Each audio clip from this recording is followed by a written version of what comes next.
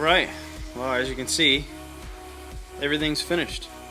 I've got my Hypercharger on there, I've got my Mustang seat, and I'll take you over here on the other side and you can take a look at the drive shaft. Chrome drive shaft cover and the chrome cover for the nuts or the bolts that attach the drive shaft to the rear axle. So everything looks pretty good. These two are pretty simple to install. The drive shaft cover's just got some double-sided tape and it kind of just snaps in place, and then the bolt covers or the nut covers, it's just got two screws that just screw in and tighten down around the nuts.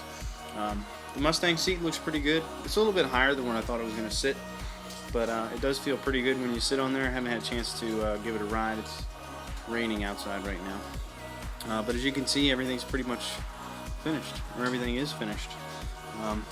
There's the Hypercharger. Looks a little bit better than the stock teardrop air cleaner. You can also buy, I know there's some more aftermarket hatches that you can buy to open this up some more and give you some more airflow.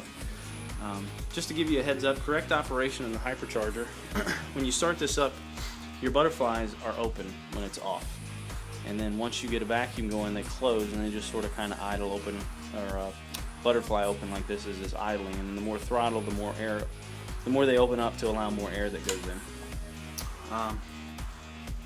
I did start the bike up. Sounds pretty good. There's a lot more airflow, so it can breathe a lot better. It sounds a little more open, a little more throaty than what it did with the stock air cleaner on. So I mean, I'm kind of anxious to get out and start riding it, but unfortunately, like I said, it's raining outside, so I'm not going to take my bike out in the rain. Other than the air cleaner, the seat, the pipes, and just the two pieces of chrome on the other side, this bike's pretty much stock. When I bought it, it had the shadow emblem down the side. I just peeled that off. All the Honda emblems are off, with the exception of the Honda emblem up here on the triple tree, and the Honda that's actually engraved or embossed or whatever you want to call it down on the side of the engine block here, and then over here on the transmission. So all in all, I think it's a very good looking bike. This is my second bike that I've ever had, so the first one was just a Honda Rebel, so it's definitely a step up. I love this bike. I don't think I'll ever get rid of it, so it's paid off and I really enjoy riding it. It's a lot of fun. It's small, it's maneuverable, low center of gravity, so you feel really comfortable when you ride it. Like I said, I'm just kind of anxious to get out and ride it. With that being said, I'll go ahead and start it up, and that way you guys can hear what it sounds like. So I think it actually sounds a lot better than what it did, so here we go.